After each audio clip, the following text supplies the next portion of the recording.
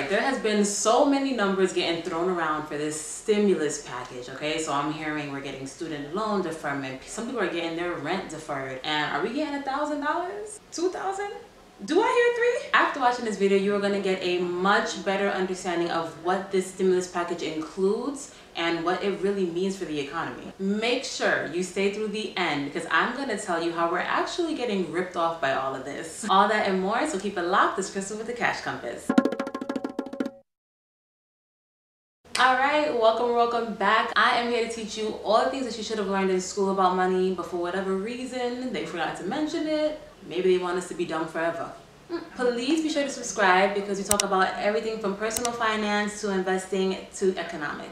And I get right into it. Alright, so for the record, I've tried to record this video earlier in the week, but literally news keeps changing every single day. So there are some things in here that I've already gone through and they are official, but there are some other things that have been mentioned that still haven't actually gone through yet. So we're gonna go through everything. Okay, so these stimulus packages are given to us in phases. You know, they're gonna throw out a little bit, see how the economy reacts, see how the stock market reacts. Then they'll throw out some more. It's kind of like throwing bread at some pigeons. But we ain't birds out here. So let's talk about these different phases. The first phase was actually for the virus, right? So it's actually having more funding to the certain organizations that are looking into it, having tests given out, research, yada yada. The second phase was more for giving free testing, right? Because you're charging people $3,000 for a test. If I got it, I got it at that point, right? I'm not paying that. So they had free testing, sick leave for 2 weeks. And they also put some more money in Medicaid and food stamps and the kind of government program. The third phase is the phase that we all care about, and that's, what am I gonna get out of this? So we may or may not get $1,000 check. I was hearing $2,000 at one point. I mean, what is the number gonna be? This is not the first time that they have given out checks. So this actually happened back in 2008 crisis and back in 2001, where the government gave people money. The only difference is this time around is that it's bigger, because before it'd be like around $300 or so, but now we're talking $1,000. Not so fast. So according to what I've read, it is $1,000, but the $1,000 actually applies to people who owed taxes. People who actually owed taxes, they had a tax liability, they are eligible for $1,000. Those of us who had a tax refund, from what I've read, now this could change tomorrow because it's been changing every day, but from what I read, if you received a tax refund, you're only going to get back $600. That escalated real quick. And if you have a kid, you get $500. I think my kid will come in handy one day. Whenever they decide to approve this, it might take 2 weeks for them to actually get it implemented, but you may or may not receive your check within 2 weeks. It might be as much as 2 months before you actually get that money in your hands. From what I read, you had to have filed your 2018 taxes, but they might even allow people who filed their 2019 taxes. So if you filed your tax returns, you can be eligible for this money. All right, so what else do we get? They've also granted federal student loans to be deferred for 60 days and they do not accrue interest, which is great because normally when you have your student payments delayed, they just slap that balance onto the back and then you'll be paying extra interest on that total balance. Now, obviously, this will extend how long it takes you to pay off your debt. But for those who maybe lost their job, it's a good window of time to get a little breather. They have also extended the tax deadline for 2020. So if you are somebody that normally does have to pay taxes, you don't have to file until July 15th. And like I mentioned before, you're eligible for a $1,000 check. Now, this $1,000 check does have a phase out period. If your adjustable gross income is above $75,000, they take off 5%. So instead of getting $1,000, you'll get $950. Did I do that right? And you'll be able to tell what your adjustable gross income is by looking at your tax return and seeing what that number is on the tax return. So that is what us little people, the non-big banks, the non-big industries, that's what we're getting. That's the extent of our stimulus. So what do the banks and the industries and all those people get? Well, the small businesses, which is actually about 60% of businesses, they get a loan. Okay, $300 billion goes towards giving them loans, and that'll allow people to get paid for up to 6 weeks. There is a cap, I believe it's like $1,400 a week. So that's the small businesses. The airline industry is getting $50 billion of bailout money. Hotels, casinos, and the cruise lines and all those type of industries that have been affected get $150 billion of bailout money. And this is to allegedly help them pay their staff as well. And remember, stay until the end because I'm going to break down why all of this is so terrible.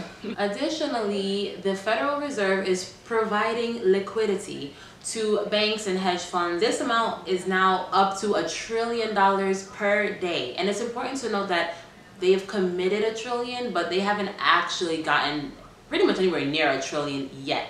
But they're just letting these banks know, hey, we got you. If anything gets a little bit crazy, you can have up to $1 trillion a day. And let me break down how this works, because there's a lot of confusion about this. Let's say you have a car that you paid off. It's worth, let's say, $5,000. Now I have bills to pay, right? My rent is coming up and I don't have the actual money to pay for it, but I do have this car.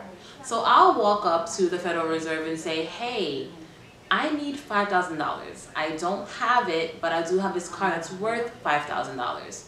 So the Federal Reserve will say, okay, sounds good to me. So then they do a repo operation, which is basically like I essentially sell the car to them so I can get the cash, that $5,000 cash, and I can actually make my payments. So this is what the $1 trillion is referring to. Now, normally these things last maybe like a day. It's supposed to last a day. But this has been going on since September, okay? There was no worldwide pandemic in September, so you have to wonder what was going on back then that made them do this. But it went from 50 billion back in September to 1 trillion now. Also, what has happened was the reserve requirement, and I've talked about this more in this video here. I don't want to get too detailed in this video, but the reserve requirement for banks has been dropped to 0. What does that mean? Before it was dropped to 0, the highest it was 10%. So if you put $1,000 in the bank would really only have to keep 100 of your dollars in reserve, and then they can go ahead and do whatever they want with the other money. Now, when you put $1,000 in there, thank you, about to go loan it to this person in a credit card for 22% interest. You're not getting any cash, you're not getting any interest on your checking account, but they're taking your $1,000 and they're gonna go invest it, gamble with it, I don't know. They'll do whatever they want, and now there is no reserve requirement, nothing actually protecting your money from just vanishing in thin air. So before, at least we had a little bit of a cushion, right? They couldn't just go nuts lending out money left and right, but now, not so much. Okay, so why do I say we're screwed? We seem to always get the short end of the stick, and when I say we, I mean, you know, the working class, the middle class, people who aren't really super big business owners or in the know, to speak. These things were happening in 2008, so if you ask me, we are already in a recession. For those who don't know, a recession is defined as 2 consecutive quarters of negative growth. So that translates into you're not going nowhere in a recession until 7-8 months from now, because they need to see 6 months of negative growth, and then after that 6 months, it takes them like a month or so to actually compile the data. So these things are indicative of extreme troubles, because if you are injecting all this money into the system, you're dropping interest rates to 0, reserve requirements to 0, giving money out here and there, we are in a extreme problem. And while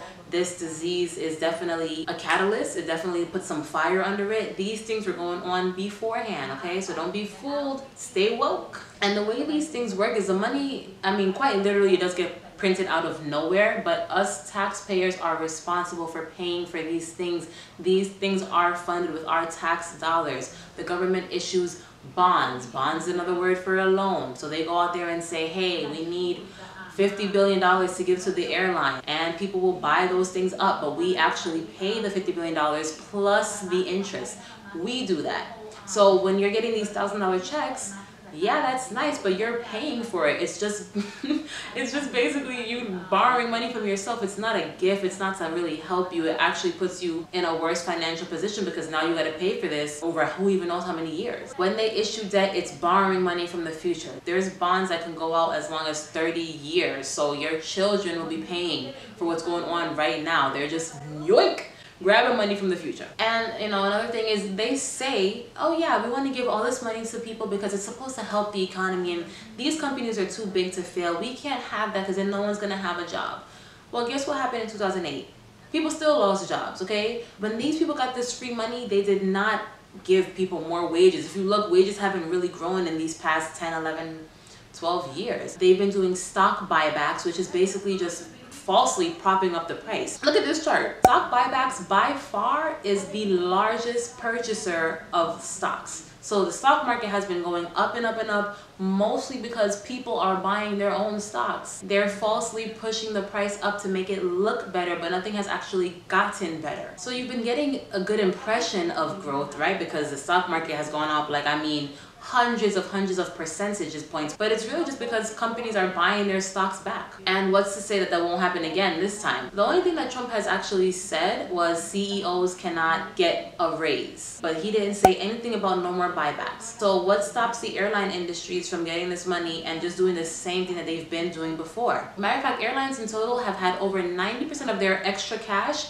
has gone back to stock buybacks. So what's really happening is these airlines are spending all their extra money, making their stocks look good, and now that they're in a crisis, they're like, hey government, I've been falsely increasing my stocks by doing all these stock buybacks, and now all the money that I've spent on stock buybacks, yeah, I'm gonna need that back now because now I'm just desperate. What? If we were to do that, if we were to spend money just making ourselves look good, right, and buying fancy cars and nice designer clothes, and we just go bankrupt and we go back to the government saying, hey, I just bought a Mercedes G-Class and I have a 7-story mansion, can I have that money back? Yeah, good luck with that, okay? It's not happening. But for whatever reason, these companies can do that on the premise of, we hire so many people and we just need to do this for the people.